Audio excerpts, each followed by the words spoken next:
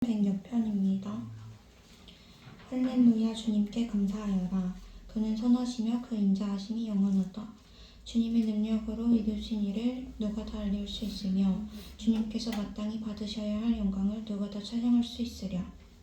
공의를 지키는 이들과 언제나 정의를 실천하는 이들은 복이 있다. 주님의 백성에게 은혜를 베푸실 때에 나를 기억하여 주십시오. 그들을 구원하실 때에 나를 기억하여 주십시오. 주님께서 택하신 백성의 번영을 보게 해주시며 주님 나라에 넘치는 기쁨을 함께 누리게 해주시며 주님의 기업을 자랑하게 해주십시오. 우리도 우리 조상처럼 죄를 지었으며 나쁜 길을 걸으며 악행을 저질렀습니다. 우리의 조상이 이집트에 있을 때에 주님께서 일으킨 기적들을 깨닫지 못하고 주님의 그 많은 사랑을 기억하지도 못한 채로 바다 곧 홍해에서 주님을 거역하였습니다. 그러나 주님께서는 주님의 명성을 위하여 주님의 권능을 알리시려고 그들을 구원해 주셨습니다. 주님께서 홍해를 꾸짖어 바다를 말리시고 그들로 깊은 바다를 광야처럼 지나가게 하셨습니다. 미워하는 자들의 손에서 그들을 건져내시고 원수의 손에서 그들을 속량해 주셨습니다. 물이 대적을 덮음으로 그 가운데서 한 사람도 살아남지 못하였습니다. 그제서야 그들은 주님의 말씀을 믿었고 주님께 찬송을 불렀습니다. 그러나 그들은 어느새 주님이 하신 일들을 잊어버리고 주님의 가르침을 기다리지 않았습니다. 그들은 광야에서 욕심을 크게 내었고 사막에서는 하나님을 시험하기까지 하였습니다. 그래서 주님께서는 그들이 요구한 것을 주셨지만 그 영혼을 파리하게 하셨습니다. 그들은 또한 지난 가운데서도 모세를 질투하고 주님의 거룩한 자 아론을 시기하였습니다. 마침내 땅이 입을 벌려 다단을 삼키고 아비람의 무리를 덮어버렸습니다. 불이 그들의 무리를 불사르고 불꽃이 악인들을 삼켜버렸습니다. 그들은 호렙에서 송아지 우상을 만들고 부어 만든 우상을 보고 절을 하였습니다. 그들은 자기들의 영광이 되신 분을 풀을 먹는 소의 형상과 바꾸어 버렸습니다. 그들은 또한 이집트에서 큰 일을 이룩하신 자기들의 구원자 하나님을 잊어버렸습니다. 하멜 땅에서 행하신 놀라운 이적들도 홍해에서 행하신 두려운 일들도 그들은 모두 잊어버렸습니다. 그래서 주님께서는 그들을 멸망시키겠다고 선언하셨으나 주님께서 택하신 모세가 감히 주님 앞에 나아가 그 갈라진 틈에 서서 파멸의 분노를 거두어 들이시게 하였습니다. 그들은 주님께서 주신 그 낙토를 천하게 여기고 주님의 약속을 믿지 않았습니다. 그들은 장막에서 불평만 하면서 주님의 말씀에 순종하지 않았습니다. 그래서 주님께서는 그들에게 손을 들어 맹세하시고 그들을 광야에서 쓰러지게 하셨으며 그 자손을 문나라 앞에서 거꾸러지게 하시고 이 나라 저 나라로 흩어지게 하셨습니다. 그들은 또 바알볼과 짝하고 죽은 자에게 바친 제사 음식을 먹었습니다. 이러한 행실로 그들은 하나님을 경노하게 하여서 재앙이 그들에게 들이닥쳤습니다. 그때에 비느하스가 일어나서 심판을 집행하니 재앙이 그쳤습니다. 이 일은 대대로 길이길이 비느하스의 의로 인정되었습니다. 그들이 또 무리바 물가에서 주님을 노하시게 하였으므로 이 일로 모세까지 화를 입었으니 그들이 모세의 기분을 상하게 하여 모세가 망령되이 말을 하였기 때문입니다. 그들은 주님께서 그들에게 당부하신 대로 이방 백성을 전멸했어야 했는데 오히려 이방 나라와 섞여서 그들의 행위를 배우며 그들의 우상들을 섬겼으니 이런 일들이 그들에게 올가미가 되었습니다. 그들은 또한 귀신들에게 자기의 아들, 딸들을 제물로 바쳐서 무죄한 피를 흘렸으니 이는 가나안의 우상들에게 제물로 바친 그들의 아들, 딸이 흘린 피였습니다. 그래서 그 땅은 그 피로 더러워졌습니다. 그들은 그런 행위로 더러워지고 그런 행동으로 음란하게 되었습니다. 그래서 주님께서는 주님의 백성에게 진노하시고 주님의 기업을 싫어하셔서 그들을 문나라의 손에 넘기시니 그들을 미워하는 자들이 그들을 다스리게 되었습니다. 원수들이 그들을 억압하였고 그들은 그 권세 아래에 복종하는 신세가 되었습니다. 주님께서는 그들을 여러 번 건져주셨지만 그들은 자신들의 생각대로 계속하여 거역하며 자신들의 죄악으로 더욱 비참하게 되었습니다. 그러나 주님께서는 그들의 부르짖음을 들으실 때마다 그들이 받는 고난을 살펴보아 주셨습니다. 그들을 위하여 그들과 맺으신 그 언약을 기억하셨으며 주님의 그 크신 사랑으로 뜻을 돌이키시어 마침내 주님께서는 그들을 사로잡아 간 자들이 그들에게 자비를 베푸도록 하셨습니다. 주 우리의 하나님, 우리를 구원하여 주십시오. 여러 나라에 흩어진 우리를 모아주십시오. 주님의 거룩한 이름에 감사하며 주님을 찬양하며 주님께 영광을 돌리게 해주십시오. 주 이스라엘의 하나님 영원토록 찬송을 받아주십시오. 온 백성은 아멘하고 응답하여라. 할렐루야.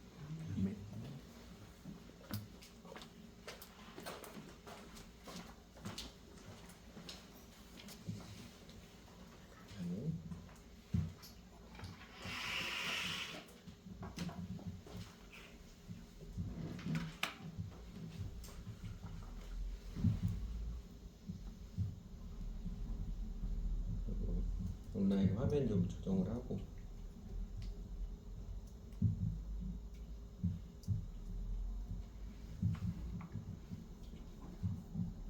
기쁨자매 그 옆에 있는 분 필리핀 분이거든요. 아직 한국말이 많이 익지 않아요. 그래서 할 수 있으면 중간중간에 성경 말씀도 제 설교를 다 통역하는 건 너무 큰 작업이고 중간중간에 영어로 이렇게 대화하시면서 이야기해 주시면 좋을 것 같아요.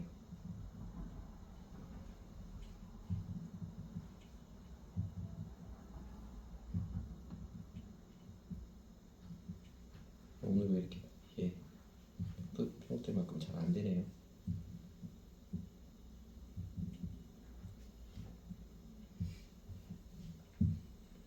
잠깐만요.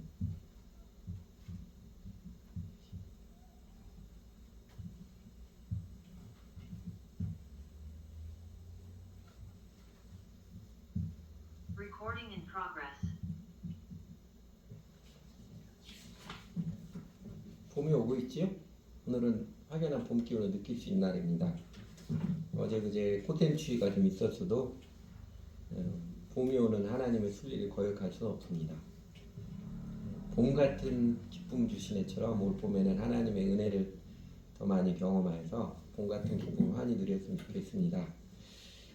시편 106편은 그 구성 및 또 이스라엘 역사를 회고한다는 면에서는 지난주에 보았던 시편 105편과 공통점이 있습니다. 그러나 그 이스라엘 역사를 회고하는 내용하고 그리고 시 전체적인 뉘앙스는 사뭇 다릅니다. 시편 105편이 이스라엘 역사 가운데서 야훼 하나님께서 행해 주신 놀라운 일들, 놀라운 통치를 기억하면서 주 하나님을 기뻐하고 찬양하는 시인 반면에 시편 106편은요 이스라엘 역사 가운데서 이스라엘 백성들 얼마나 심각한 죄악을 행했는지를 쭉 열거하면서 하나님께 회개하고 하나님의 구원을 간절히 구하는 일종의 탄원의 시입니다. 그 시편 106편도 양괄식, 서론, 본론, 결론 이렇게 구성되어 있습니다. 서론, 본론, 결론은 구성되어 있는데 서론격 1절에서 6절하고 결론격인 43절에서 48절 그 핵심은 이제 파란 글씨로 된 것. 공통점은 주님 우리를 구원해 주십시오. 이 간절한 요청이고 애절한 간구가 공통점입니다. 1절에 처음 할렐루야 주님께 감사해라부터 시작하지만 가만히 보면 직접적으로 주님을 찬양하리라 이런 선포는 없습니다. 2절 후반부에서 주님께서 마땅히 받으셔야 할 영광을 누가 다 찬양할 수 있으랴. 찬양이 당연한 것이지만 가끔 우리도 그러잖아요. 하나님 찬양은 누구나 다 해야 하는 것이지. 말로 때우듯이. 그런데 그렇게 말할 때는 지금은 그렇게 기쁘게 찬양할 마음이 없다는 것입니다. 그런 마음이 아니라는 것입니다. 그 대신에 하나님 앞에 나와서 기도할 때 마음속 깊이 파고드는 생각은 그 3절이에요. 공의를 지키는 이들과 언제나 정의를 실천하는 이들은 복이 있는데 아마 그런 뉘앙스 같아요. 공의를 지키는 이들과 언제나 정의를 실천하는 이들은 복이 있는데 뭐 그런 뉘앙스 같아요. 이후로 4절 5절에 보면 주님께 구원해 주십사 간구하는 것이고 그리고 6절에 보면 우리도 우리 조상처럼 죄를 지었으며 나쁜 길을 걸으며 악행을 저질렀습니다. 죄를 시인하고 자백을 하는 것이지요. 그러니까 이런 것들을 보면 3절에서 공의를 지키는 이들과 언제나 정의를 실천하는 이들은 복이 있는데 그런데 우리는 우리가 죄를 지어서 공의를 못 취해서 이런 끔찍한 재앙을 당하고 있구나. 그러니까 뼈저리게 체험했기 때문에 나온 고백입니다. 그래서 이 3절은 자기 민족의 역사의 패배, 자신들의 삶의 패배를 통한 깊은 깨달음의 고백이라고 할 수 있습니다. 이게 간절한 요청이고 분명히 자백이고 이런 내용을 할 수 있습니다.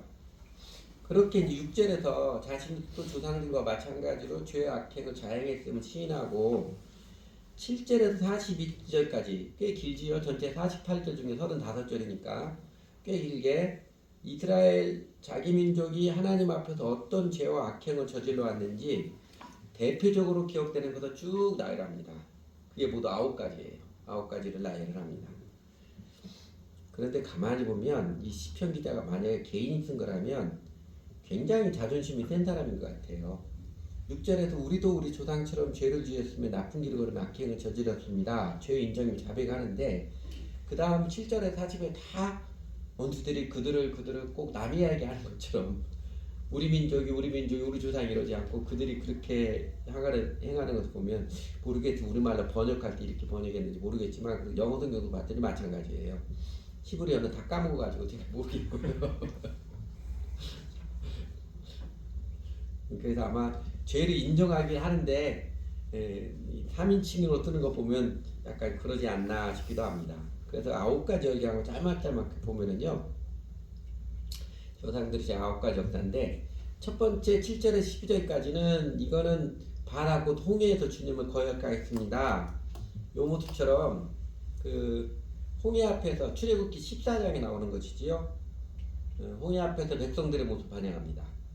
이집트에서 10가지 재앙의 기적을 체험했음에도 불구하고 출애굽하는 은혜의 기적을 경험했음에도 불구하고 앞에는 홍해가 가로막고 뒤로는 이집트 군대가 추격해오는 그 절박한 상황이 되자 원망하고 불평하고 모세에 대해서 분노하고 죄인의 본성이 그대로 나왔던 모습입니다.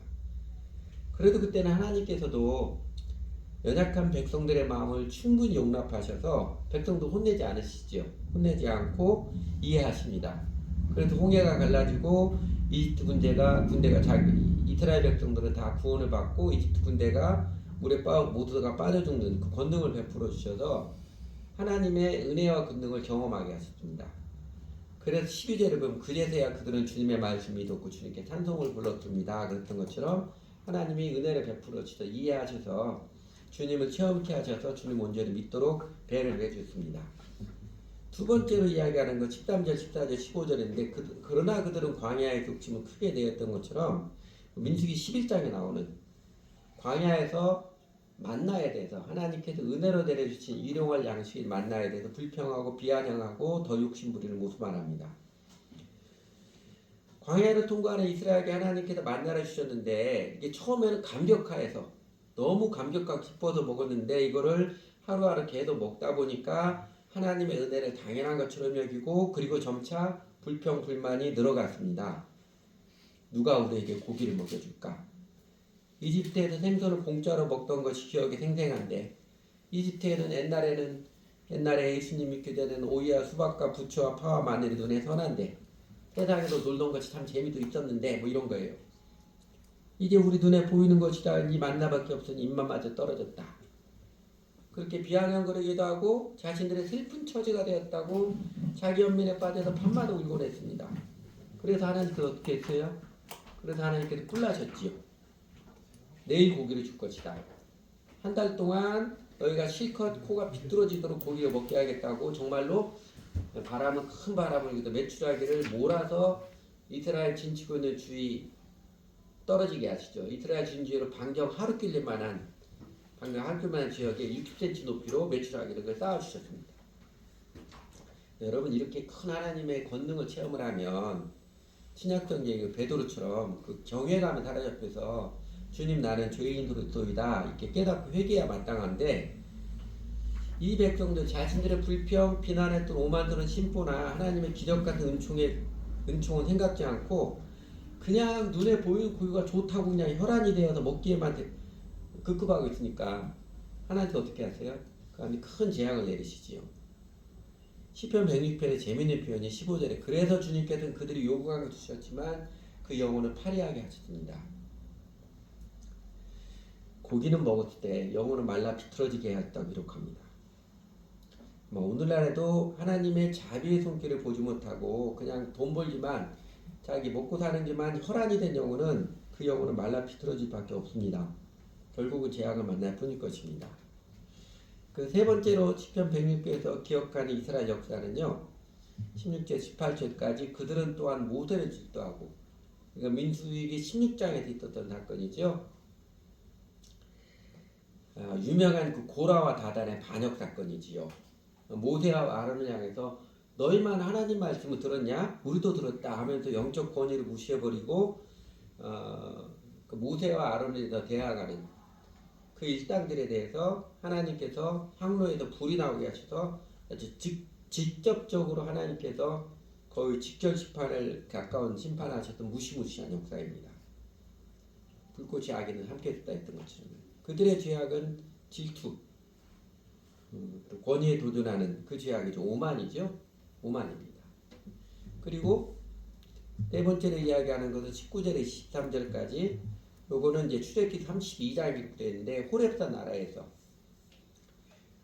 나라에서 그 금송아지 우상을 만든 이 조급함과 무모함을 말합니다. 모세가 산에 올라갔다 내려온 것이 조금 더디자 그들이 조급한 생각에는 기다리지 못하고 하나님의 은혜는 지금까지 출애굽하던 광야를 이끌은 은혜를 전혀 생각지 않고서 그냥 금송아지 우상을 만들고 광란에 도가지를 만들었던 어처구니 없는 그 사람들의 조급함과 무모함입니다. 근데 이 일이 있고 나서 하나님께서는 모세를 부르고 내가 이스라엘 민족을 다 없애버리고 너 한 사람부터 다시 시작하자 했는데 모세가 하나님 앞에 그러면 되겠습니까? 하나님 그러면 다른 나라 다른 이방 민족들 하나님에 대해서 뭐라고 하시겠습니까? 간곡히 기도해서 하나님 마음을 돌이키게 하셨지요. 그 사건을 말합니다. 그리고 이제 다섯 번째로 가르쳐 주는 것은 24절에서 25절까지 그 낙토를 천하게 하시고 주님 약속을 믿지 않았습니다. 낙토는 기쁨의 땅, 약속의 땅이죠. 가나안 땅을 말합니다. 민수기 13장 14절에 나오는데 그 바람 광야, 이스라엘 역사의 큰 분기점이 되었던 그 가데스 바나에서 정탐꾼 이야기죠. 약속의 땅을 정탐하고 돌아온 이야기입니다. 하나님께서 분명히 말씀하시고 그 땅을 주리라고 약속에 주셨음에도 불구하고 12명의 정탐꾼 중 여호수아와 갈렙만 빼고 나머지 10사람은 그 하나님의 약속, 하나님의 관점으로 바라보지 못하고 그냥 눈에 보이는 것에 혹하고 압도되어서 비관적이고 열등적이고 부정적인 보고를 하자 나머지 백성들 모두가 자신들을 그냥 메뚜기처럼 여기는 두려움, 그 열등감에 사로잡히면서도 뭐 도리어 큰 소리치죠. 종종 사람이 이럽니다. 자신이 되게 열등감에 사로잡히는데도 딴 사람에서 막 큰 소리치고 싶어하는 이게 사람의 죄인의 모습입니다. 참 어이없는 모습에 그래서 그 당대의 사람들은 아무도 약속의 땅에 들어가지 못하고 여호수아와 갈렙만 약속의 땅에 들어가고 나머지 사람들은 광야에서 다 죽을 때까지 광야를 방황하게 되는 결정적 죄악의 사건을 말합니다. 불신과 하나님의 약속의 불신과 불평과 불순종을 말하는 것이지요. 그리고 28절에 31절은 그들은 또한 바알불과 짝하고 그랬는데 죽은 자에게 바친 제사 음식을 먹었습니다. 비느하스 이야기 나오는데 이건 민수기 25장에 나오는 것입니다. 발람의 죄죠. 발람의 탐욕, 그 다음에 백성들의 육적인 음행, 그 다음에 영적인 음행을 죄를 말하는 것입니다. 발람의 죄, 하나님께서 명확히 말씀해줬음에도 불구하고 발람이 그 태도를 분명히 하지 못하고 하나님과 세상의 영광을 어떻게 양다리에 걸칠 수 있지 않을까 이렇게 미적거리고 있자. 그러니까 그래 미적거리고 있지 예언자가 미적거리고 있으니까 백성들이 모압 여자들과 음행을 하고 더 나아가 모압의 신들 바알불이죠. 바알불의 제사에 함께 참석을 하고 그 제사 음식을 먹는 영적인 음행을 하자 하나님께서 책임자들을 처벌하시 심판하시고 연병을 통해서 대대적인 그 공동체를 정결케 일을 하시는데 하나님께서 심판하시고 정결케 하실 때 그때에도 아무 생각 없이 어떤 얼빠진 남자가 어떤 얼빠진 이스라엘 남자가 대놓고 미디안 여자를 데리고 음행을 하자 공동체 전체가 회개와 부흥의 분위기를 그냥 김세기하고 망가뜨려버리는 그러자 이제 아론의 손자입니다. 비느하스는 아론의 손자가 거룩한 분노에 치우쳐가 거룩한 분노심이 일어나서 창을 던져서 끝장을 했던 그 사건 말합니다. 이때 죄악은 탐욕, 영적인 음행과 육적 음행을 말합니다. 그리고 7번째는 32절 3절에서는 그들이 또 무리바 물가에서 주님을 노하게 하셨으므로 그래서 백성과 모세가 다투게 되고 모세가 승질을 부리지요. 승질을 부터 하나님이 바위에게 명하여도 물을 내라 그랬는데 바위를 승질을 부터 2번이나 쳤던 그 사건을 말합니다. 민수기 20장에 나옵니다. 그 무리바 물가에서 있었던 백성들이 물이 없을 때마다 불평 원망을 했었습니다. 무리바에서 또 물이 떨어지자 모세를 이번에도 도끼 눈으로 쳐다보고 모세도 매번 그러는 그 백성들에 대해서 모세도 빡이 쳐가지고 하나님께서 바위를 명하면 물이 나오겠다 하셨는데 모세가 그냥 승질대로 지팡이로 바위를 2번 내리쳐가지고 물은 나왔지만 그 일 때문에 모세도 안식의 땅, 약속의 땅에 들어가지 못하는 운명이 된 그 사건 말입니다. 여러분 어느 때나 승질대로 말하고 행동하는 뚜껑 열리는 걸 절제하지 못하는 마음 같아서는 빨리 보세야 합니다. 이 마음의 성숙, 내면의 강건함을 우리가 반드시 배우고 있게 합니다. 그러니까 뚜껑이 쉽게 열리는 것은 사실은 내면이 연약하기 때문에 그래요. 자기 마음 지키지 못하는. 하나님 은혜 안에서 내면이 깊어지고 강건해야 이 뚜껑 열리는 걸 잘 막을 수 있습니다. 우리가 그 신앙의 핵심이 자기를 부인하고 있으면 따라가는 자기를 부인하는 마음의 지표가 이거예요. 그러니까 내 승질을 컨트롤할 수 있느냐, 승질대로 말하고 행동하는 다스릴 줄 아느냐 이것입니다. 안타깝게도 이스라엘 백성들 모세마저도 불평과 다툼, 승질이 폭발하는 그런 일을 겪고 말았습니다. 그리고 8번째로 가르쳐준 이스라엘 역사의 죄 중에 하나는 34절 36절인 것은 그들은 주님께서 그들에게 당부하신 이방 백성을 전멸했어야 했는데 모두 오래 이방 나라 섞여서 여기는 어느 장면 같아요? 그건 아주 옛날이죠. 가나안 정착 때 여호수아 인도에 따라서 약속의 땅 가나안 땅에 정착할 때 가나안 정착 이후 하나님의 말씀에 불순종하고 이방 민족과 혼합했다는 것은 세속과 혼합했다는 뜻입니다. 아주 오래된 역사에 이르렀습니다. 하나님께서 이방 나라 섞이지 말라고 의미적으로는 세속과 혼합하지 말라고 신신당부 하셨건만 처음에 힘이 모자라서 다 내쫓지 못하였었는데 나중에는 쫓아낼 힘이 충분히 있었음에도 불구하고 이 사람들 노예로 종으로 부리고 사는 게 편하니까 안 쫓아내고 그리고 정신 차리지 못하고 있다가 그 변장한 톡찬민들에게 속아가지고 쫓아내지 못하고 결국은 세속과 혼합되어서 이게 나중에 올가미가 되죠. 옆구리에 고통스럽게 되는 올가미가 되는 그 역사를 상기시켜 줍니다. 하나님의 말씀에 불순종하고 세속 정치인과 혼합했던 죄를 지적하는 것입니다. 그리고 마지막 30절 42절까지는 그들은 또한 귀신들에게 자기들의 아들, 딸들의 제물로 바쳐서 이건 어느 때 이런 일이 있었어요? 이거는 좀 후대 일입니다. 열왕기하 21장에 보면 므낫세 임금 때 남유다 므낫세 임금 때 그때 몰래 우상을 섬기던 때의 일을 말합니다. 그러니까 남유다 므낫세 왕 때 어린 자녀들을 몰래 신에게 제물로 바쳐서 불에 태워 죽이는 극단적 종교의식을 자행했던 끔찍한 죄를 말합니다. 어쩌면 이거는 시편 기자가 시편 106편을 노래한 시편 기자가 당대에 있었던 역사일 수 있습니다. 왜냐하면 므낫세 이후로 그리고 남유다 역사가 그렇게 길지 않았거든요. 바벨론 끌려갈 때까지 그렇게 길지 않았습니다. 므낫세는 남쪽 유다를 망하게 하는 결정적인 역할을 한 사람이 악한 왕 중에 대표적인 악한 왕입니다. 그 악한 왕이 제일 처음 꼭대기로 나타난 게 몰래게 종교의식을 해서 백성들 자기 어린 아들 딸들을 제물로 바치게 한 끔찍한 일을 행한 것입니다. 그 극단적 종교의식을 자행한 죄를 고발하고 자백을 합니다.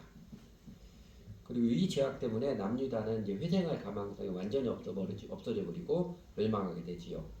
그 끔찍한 몰래 제사를 진행했던 장소가 흰놈의 골짜기, 신약성경의 게엔나이고 예루살렘 남쪽에 있는 골짜기인데 그래도 그 뒤를 이었던 요시야 임금이 개혁 임금이죠.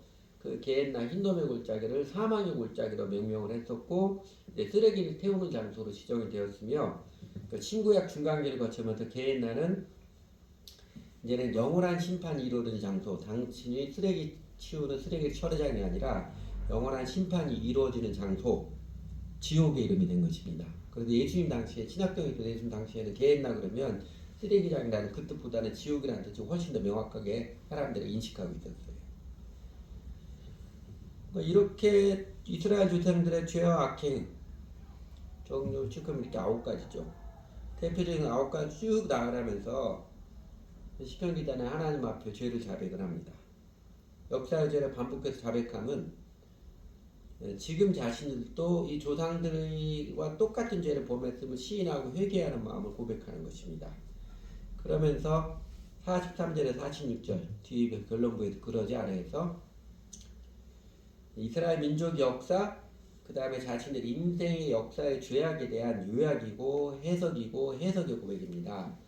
주님께서는 그들을 여러 번 건져주시지만 사실 우리를이라고 번역해도 맞을 것 같은데 그렇게 읽어야 맞을 것 같은데 우리를 자신의 생각대로 계속해 거역하며 자신들의 죄악으로 더욱 비참하게 되었습니다. 그러나 주님께서는 우리의 부르짖음을 들으실 때마다 우리가 받는 고난을 살펴보아 주셨습니다.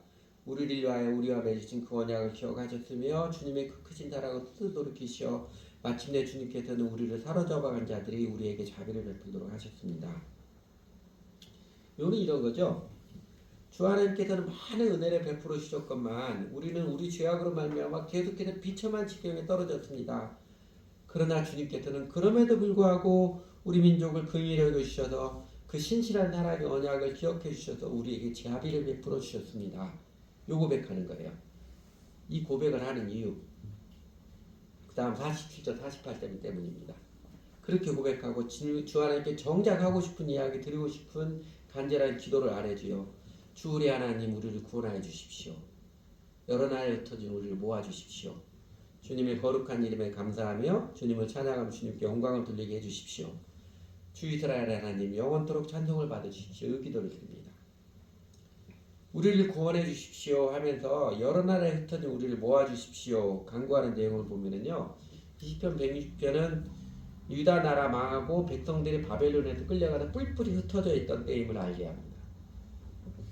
결국 시편 160편은 하나님의 은혜를 망각하고 오만 방자했던 자신들의 죄 때문에 나라 망하고 난민이 되어서 이방 나라에 뿔뿔이 흩어져서 간혹 승전국 사람들의 그 호의를 입긴 했어도 그래도 지울 수 없는 비참한 마음, 서글픈 마음을 주 하나님께 애절하게 절절히 호소하는 하소연하는 그 기도입니다.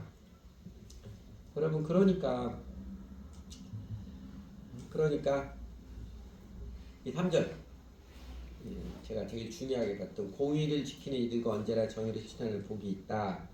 여러분 이 깨달으면 얼마나 절실하겠어요. 자신들이 하나님의 은총의 복을 걷어차버린 그냥 하나님께서 주어줘도 못 먹고 오히려 은총의 그릇을 발로 걷어차버려서 그 오만한 죄 때문에 처절하게 망가지고 비참한 신세가 된 그 패배가 뼛속까지 파고들기에 이 영원한 진리 정의는 나라를 높이지만 죄는 민족을 욕되게 한다. 잠언 14장 34절 그 말씀이 아주 절실하게 새겨진 것입니다. 그래서 하나님 우리를 다시 한번 살려주십시오. 구원해 주십시오. 우리가 이렇게 죄가 많았습니다. 회개하고 기도를 드리는 내용이에요. 역사의 교훈을 조금이라도 아는 사람이라면요. 오늘 말씀처럼 공의를 지키는 이들과 언제나 정의를 실천하는 이들은 복이 있다. 정의는 나라를 높이지만 죄는 민족을 욕되게 한다. 이 말씀들이 진리임을 뼈저리게 공감할 것입니다. 이게 진리인 걸 모르는 사람은요. 역사책 별로 보시나 역사 공부 제대로 하지 않아서 그럽니다.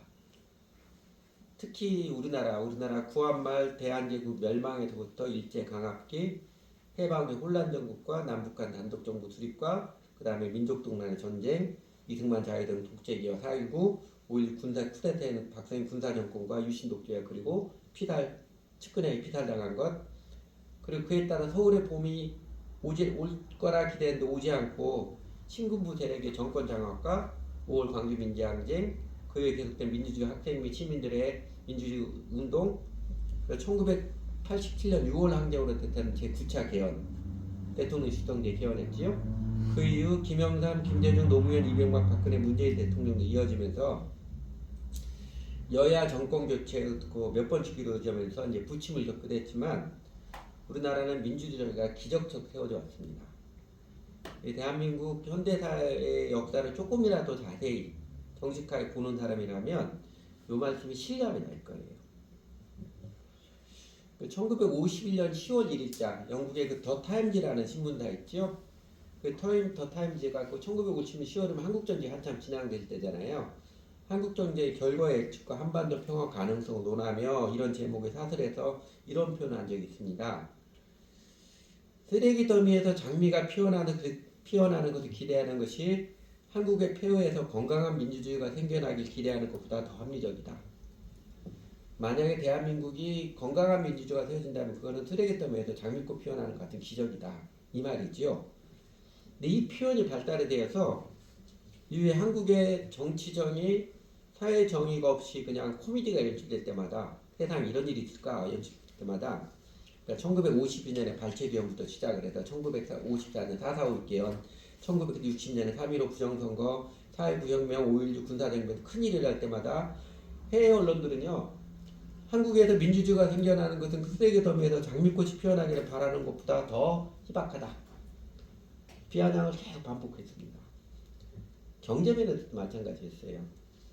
1955년대 50년대 한국재건위원회 이런 게 있었습니다. 우리나라가 만든 게 아니고 외국 사람들 도와주려고 한국재건위원회 만들었습니다. 전쟁 끝나고 폐허가 아니라 한국이 좀 도와주자 해가지고 그때 인도의 벵갈의 메논이라는 원이 똑같이 그런 표현을 했습니다. 한국을 재건하려고 이렇게 한국 와서 돌아다 보니까 한국에서 경제 재건을 기대하는 것은 쓰레기통에서 장미가 피기를 바라는 것 같다. 이렇게 발표를 했어요. 박정희 대통령이 1968년에 포항 종합제철소를 지으려 할 때 그때 세계은행 세계은행 그 아시아적 담당자 존 자페라는 사람이 있습니다. 그 사람이 한국에 와서 쭉 검토를 해봤어요. 그러더니 뭐라고 했냐면요. 한국이 종합제철소를 짓는 것은 쓰레기통에서 장미를 피우는 것 같다. 그렇게 평가 보고서를 작성하게 됐습니다. 그러나 1987년 6월 항쟁 이후로 우리나라는 민주주의 정의에서도 경제성장의 모습에서도 그는 이제 외신들로부터 쓰레기 더미에서 장미꽃을 피워낸 기적의 국가, 부러움 섞인 칭찬을 받는 나라가 되었습니다. 이때 윤석열 정부 출범 이후로 해외 언론들이 한국의 민주주의가 부식되고 있다는 우려 섞인 보도를 꽤 많이 내고 있습니다. 이전 이명박 박근혜 정부 때도 그랬으니까 다시 약간의 부침을 겪긴 하겠지만 그래도 깨어서 기도하는 사람들 교회들의 기도가 멈추지 않는 한 하나님께서 민주주의 정의를 세워가시는 그 대세는 크게 지장이 없을 것이라고 여깁니다. 그렇다고 안일하게 낙관할 수만 수 없는 게 오늘의 현실이기도 하고요. 그래서 지금 대한민국은 다행히 시편 106편의 이스라엘 상황과 정반대라고 할 수 있습니다. 나라 망해가지고 죄는 민족을 욕되게 한다. 이거를 뼈저리게 실감한 게 시편 106편의 기도를 드리는 유대인들이라면 사실은 정의는 나라를 높이지만 정의가 나라를 높이는 이 하나님의 은총의 손길을 체험하고 있는 게 지금의 우리나라 백성들이라고 할 수 있습니다. 결국은요 하나님께서는 정의로운 나라 정의로운 사람을 높여주시고 언제나 공의를 지키는 나라 정의를 실천하는 사람에게 복을 주십니다. 이거는 역사 대대로 이어지는 진리예요.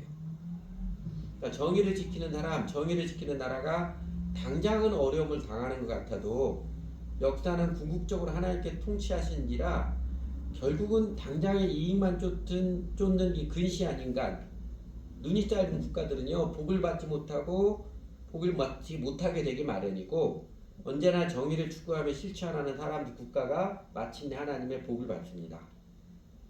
이건 우리가 기억해야 됩니다.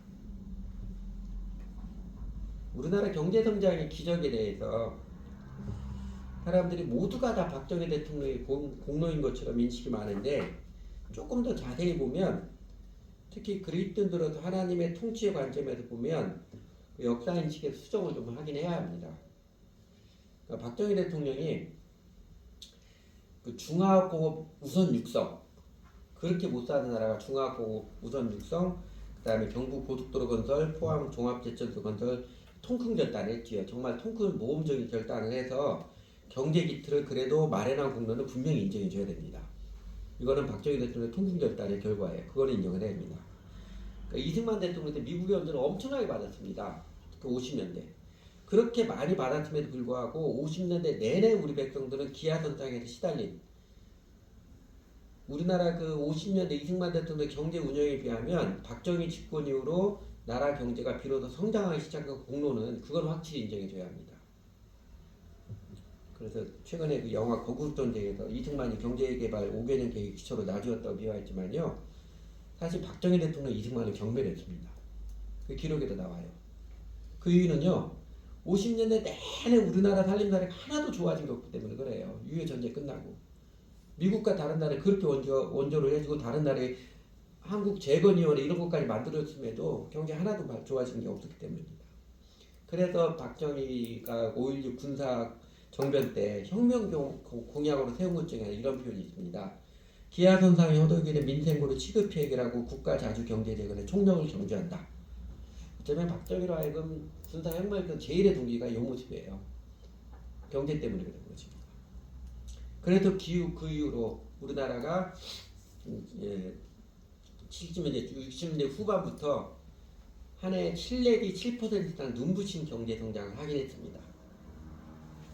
그런데요, 이렇게 해마다 7%, 10%씩 고도로 경제 성장하는 이거는요, 아주 가난한 나라에서 어느 정도 개발도상국 올라오는 것은요, 개발도상국에서 선진국으로 도약하는 것보다 상대적으로 훨씬 쉽습니다. 그러니까 아무것도 없는데 한번 잘 살아보자 하면은 뭐가 금방금방 보이기 시작하잖아요. 그게 우리나라는 그런 게 아니었어요. 우리나라 뒤를 이어서 매우 못 살던 나라에서 경제가 발전했던 이웃 나라들 대표적으로 중국, 베트남, 그 다음에 최근에 캄보디아가 작년에 경제 성장이 7%였거든요. 작년, 재작년. 중국, 베트남은 고도 성장이 좀 떨어지죠.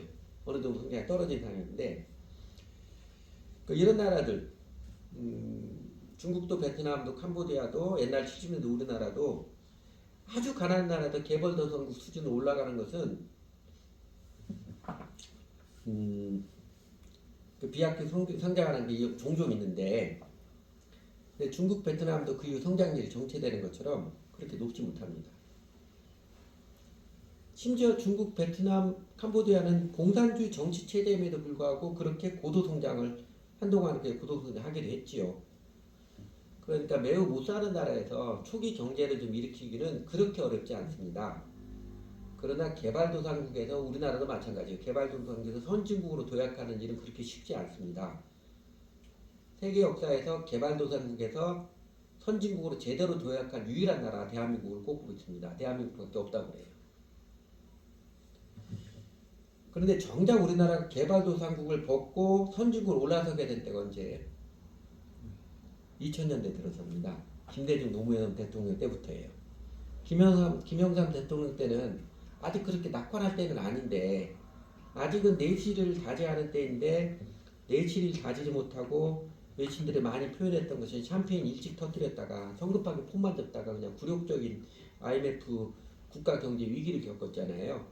그래서 자칫하면 나라 경제가 주저앉혀질 수밖에 없었는데 하나님께서 김대중 노무현 대통령 때 다시 일으켜 세워주시고 다시 높여주십니다. 2000년대 지나면서 우리나라가 선진국으로 명실상부한 선진국으로 진입을 하게 된 것이지요. 민주주의 정의의 꽃은요 평화적으로 여야 정권 교체가 이루어지는 것입니다. 우리나라가 김대중 대통령 처음으로 우리나라 여야 정권 교체가 이루어졌지요. 그때도 되게 깜짝 놀랐습니다. 대한민국에서 이 정권 교체가 이루어진다, 이 기적이 일어나서 깜짝 놀랐습니다. 그런데 정작 우리나라 민주주의가 전 세계 사람들을 경악하듯 놀라게 한 사건이 뭐냐면요. 노무현 후보가 민주당 대통령 후보가 되고 그리고 노무현 대통령 본인도 나 이거 다 정말로 대통령 될지도 모르겠다 이렇게 말했던 것처럼 정말로 대통령이 된 일입니다. 왜냐하면 노무현은 기득권층이 아닙니다. 소위 비주류였고 대한민국의 뿌리 깊은 학벌 사회와는 아무런 연관이 없는 상고 나왔잖아요. 부산당고 졸업했잖아요. 그게 학력이 전부거든요.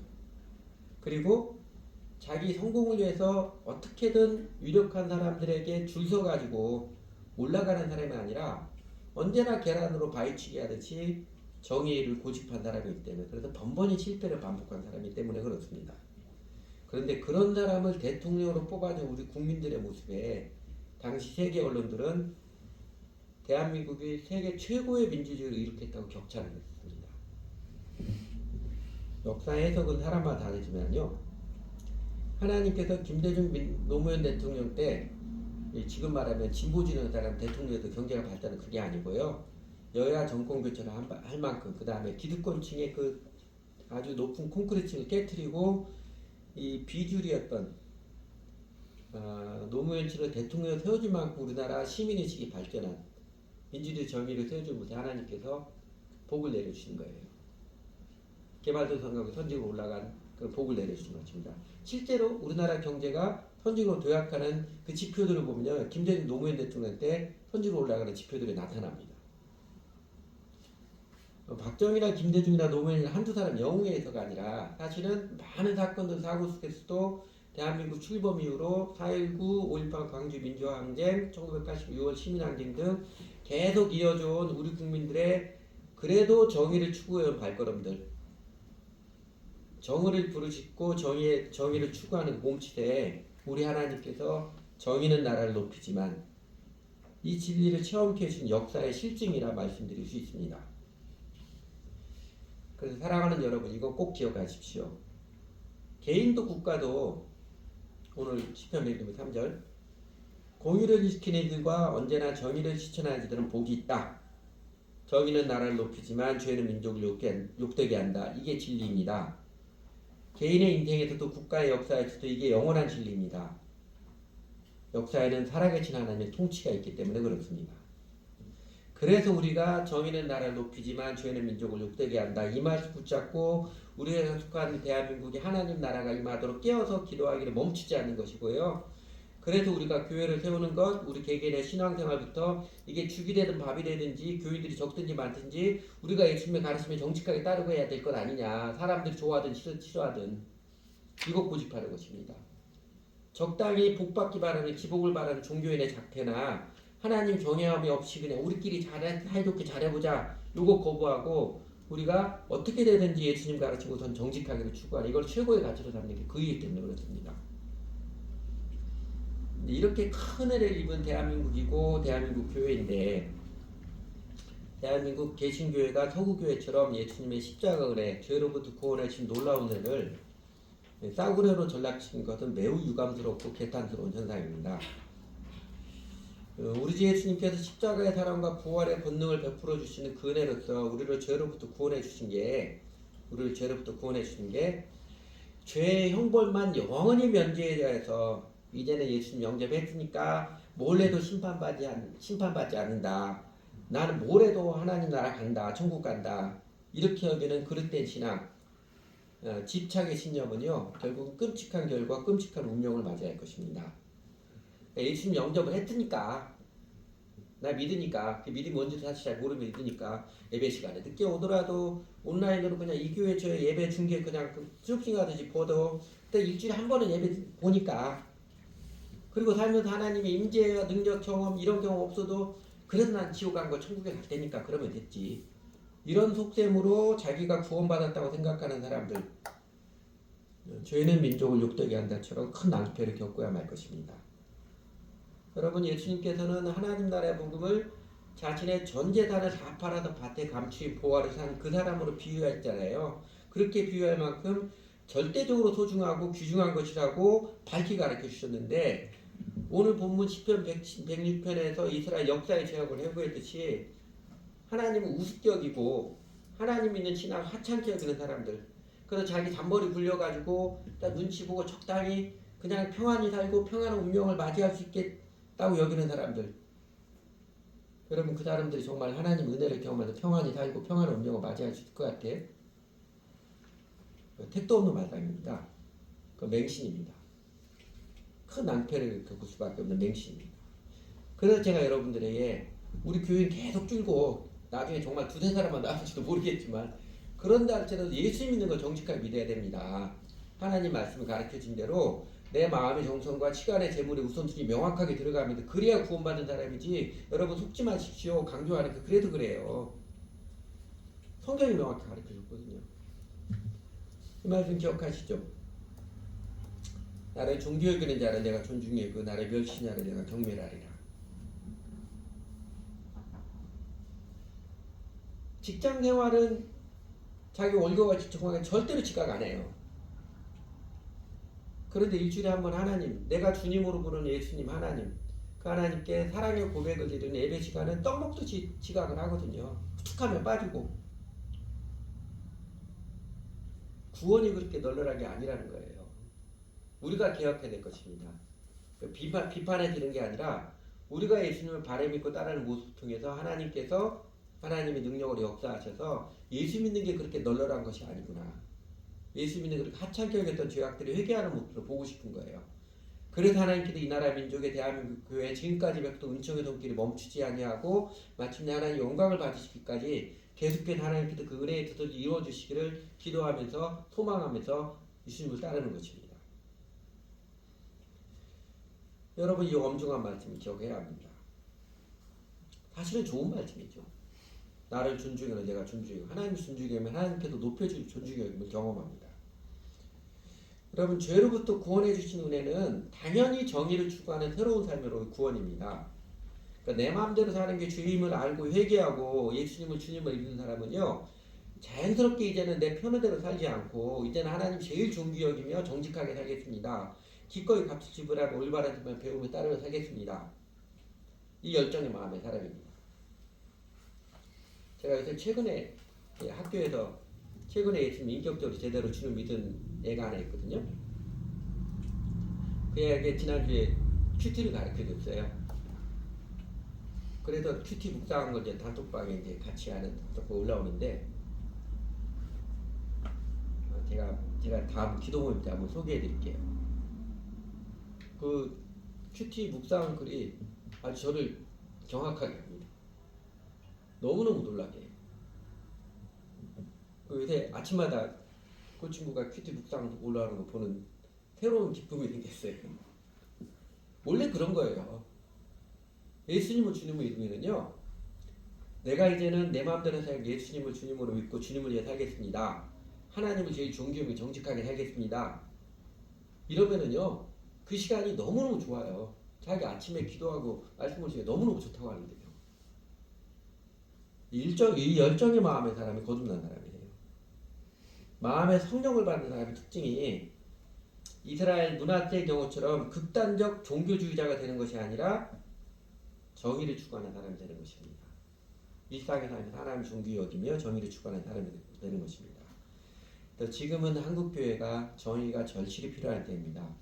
신앙생활, 교회생활하는 데부터 예수님의 가르침을 바르게 정직하게 따르는 그냥 기독교 종교인처럼 어떻게든 뭐 온라인으로 하든 이 교회 가든 저 교회 가든 그냥 구경하든 예배 한번 보면 됐지 그렇게 생각은 아니란 마음으로 회개하고 예수님을 주님 믿고 주님을 따르는 정직한 삶을 배워가는 신앙생활보다 정직한 게 절실히 필요한 때입니다.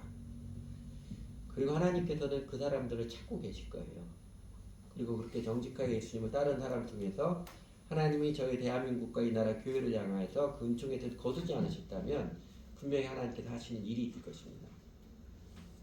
하나님께서는 어느 때나 하나님을 존귀 여기는 자를 정말로 존귀 여겨 주시고 개인이든 국가 공동체든 정의를 추구하며 따른 사람에게 하나님의 은혜의 사랑이 얼마나 소중한 것이고 얼마나 아름다운 것인지 그리고 부활하신 주 예수님께서 동행해 주시며 그 임재의 기쁨, 동행해 주시는 그 임재의 기쁨이 얼마나 황홀하고 감격스러운 것인지 하나님께서 권능으로 내 삶에도 일하여 주심이 얼마나 놀랍고 짜릿한 것인지 소름 돋도록 체험케 해주십니다.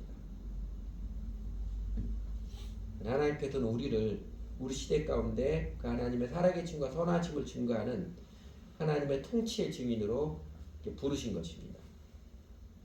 여러분 우리는 우리 교회의 작은 역사에서도 우리는 조금 어설픈 몸짓이지만 하나님께서 그 은총과 권능을 내려주시는 하나님 손길을 체험한 증인들 아닌가요? 우리 교인들 10년 넘도록 계속 교인들 줄어들지만 하나님 우리더러 예수님 바르게 알게 하시고 우리가 예수님 때를 기뻐하며 살게 하시고 우리 교회가 축하하면서 지난번에 감사의 날 때도 했던 것처럼 하나님께서 베푸는 기적의 손길이 선명하잖아요. 그래서 우리는 더 큰 기쁨과 감격을 안고 더 울곧게 우리 주 예수님을 사랑하며 전심으로 따르고자 하는 것입니다. 우리 교회 함께 하시는 우리 교회 식구들, 아직까지도 함께 하시는 교회 식구들, 하나님께서 그 은혜의 영광에 참여토록 아직은 기회를 주신 것입니다. 물론 떠나간 사람들, 그 하나님의 손길을 보지 못하고 떠나가서 매우 안타깝게 여기지만, 그래서 하나님 예수님 정직하게 믿고 따라야지요. 하나님께서 우리에게 베푸는 은혜의 손길들을 기억하고 예수님 올곧게 따라서 단순히 기도에 그치는 하나님께서 영광 받아주십시오. 우리가 그 하나님 영광의 하나님 증거해 주시 기도에 그치는 게 아니라 체험하며 살아가는 저희들이 돼야지요. 신나게 하나님의 살아계신 것 선하심을 증거하는 저희들 되었으면 좋겠습니다. 같이 기도하지요.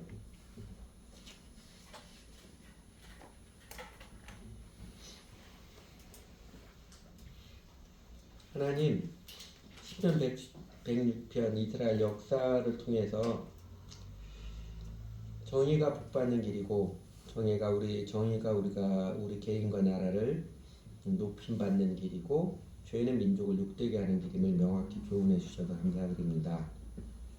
하나님, 저희 민족 대한민국 현대사를 통하여서 하나님께서 먼저 은총을 베풀어 주시고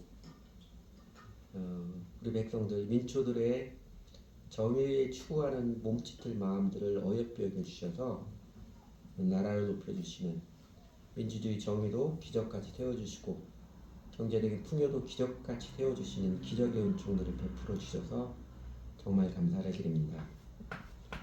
무엇보다도 대한민국의 교회 하나님께서 먼저 은총을 베풀어 주시고 우리가 여전히 부족할지라도 하나님께서 긍휼을 주셔서 대한민국의 대표 종교로 그리고 이제는 대한민국의 모든 사람들이 예수님을 그래도 이야기를 못 들은 사람이 없을 만큼 교회를 많이 성장시켜 주신 손길에 감사를 드립니다.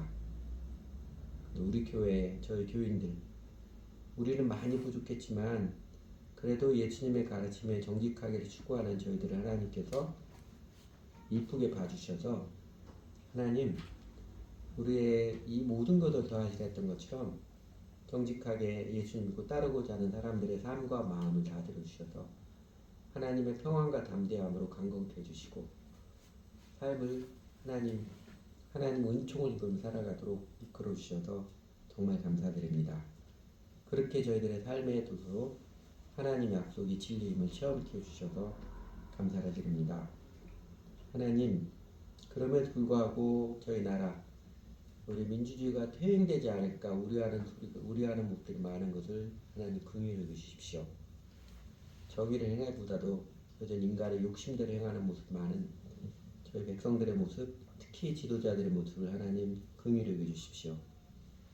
대한민국 교회 마땅히 백성들에게 이 경제성장의 기적, 민주주의의 기적이 하나님 은총인 것을 증거하고 전해야 될 텐데 오히려 하나님을 믿는다고 하는 사람도 하나님의 은총인 것을 인정하지 않고 마치 우리가 잘나서 이루는 성과처럼 착각하고 그리고 더욱이는 하나님께서 큰 은총을 베풀어 주신 뜻이 정의를 추구하라는 것인데 정의를 추구하기보다는 더 큰 풍요와 더 큰 성장만 바라였던 저희들의 죄악을 하나님 용서해 주시기를 기도드립니다. 하나님, 저희 개개인들 구원이 마치 천국행 보험을 드는 것처럼 얄팍하고 피상적인 것으로 여기고 그래서 그게 가짜인지도 모르고 스스로 아니람에 속고 있는 구원받으니까 됐지 하고 생각하는 속고 있는 저희들을 긍휼히 주시고 불쌍히 여겨주십시오. 하나님, 한 번 더 저희들 가운데 저희 나라의 역사에서도 교회의 역사에서도 우리 개개인의 삶에서도 하나님의 자비의 통치를 은혜의 통치 힘있게 내려주시기를 간절히 사모하고 기도드립니다. 어쩌면 자칫 위기를 맞이할 수도 있는 개인도 교회도 나라도 자칫 위기를 맞이할 수 있는 이런 오늘의 날들이 하나님께서 저희를 깨우쳐 주시는 경고로 받아들입니다. 하나님, 그래서 예수님을 주님으로 바르게 믿고 올곧게 따르는 제자들, 정직한 친자들을 일으켜 주시기를 간절히 사모하고 주님 앞에 기도드립니다. 대한민국 교회에 우리 주 예수님의 복음을 바르게 전하고 하나님의 도를 정직하게 가르치는 교회들을 하나님 힘있게 세워주시기를 기도합니다. 대한민국 교회가 우리 백성들에게 사람들에게 하나님께서 얼마나 놀라운 은총과 자비를 베풀어 주셨는지 그 은총을 깨우치는 도구가 되도록 하나님 사용하시기를 하여 주십시오. 더 나아가 대한민국 교회가 정직한 신자들, 하나님을 경외함으로 사람을 다스릴 줄 아는 정의의 지도자를 세우는 역할을 할 수 있도록 그들을 세우는 세우고 세우는 모판이 되도록 장이 되도록 하나님 권능으로 일하여 주시기를 기도드립니다. 저희 대한민국 나라 정치인들은 난리를 쳐도 하나님께서 하나님의 열심으로 하나님의 정의를 세워주시기를 간곡히 기도드립니다. 저희들의 죄악의 모습이 여전히 저희를 고발할지라도 우리 하나님께서 주권적으로 일하셔서 이사야의 그 말씀처럼 여호와의 손이 그렇게 높이 들릴지라도 대한민국 현대사를 통해서 뚜렷하게 보여줬을지라도 하나님의 손길을 보지 못하고 여전히 욕망을 탐욕하는 여전히 잘 먹고 잘 살림을 탐하는 우리 백성들에게 하나님 열심으로 일하여 주셔서 비로소 이 나라 백성들이 부끄러운 줄 알고 회개하는 부흥의 은총을 내려주십시오. 비로소 그 하나님 손길들을 보고 주권적인 하나님 손길을 보고 죄를 회개하고 정의의 뜻을 따라 행하고 평화의 뜻 따라 삶을 들어가는 모습이 일어나도록 저희를 다스려 주시기를 기도드립니다. 그래야 하나님께서 지금까지 은총의 뜻을 갖고 일해주신 것처럼 저희 개인의 삶뿐만 아니라 저 대한민국 교회와 대한민국 나라의 역사의 모습 통해서 하나님의 살아계심과 선하심을 힘있게 나타내 주셔서 세상의 모든 나라들부터 하나님 영광 받으시기를 소망합니다. 하나님 영광에 나타나셔서 저희도 감격하며 기뻐하며 하나님이 살아계시고 얼마나 하나님이 좋으신 분이신지 예수님을 주님을 고 따르는 삶 인생의 진정한 행복이고 의미의 삶임을 한껏 찬양하며 경배하며 증거하는 저희들 되도록 하나님 인도하시고 이끌어주세요. 예수님 이름으로 기도드렸습니다.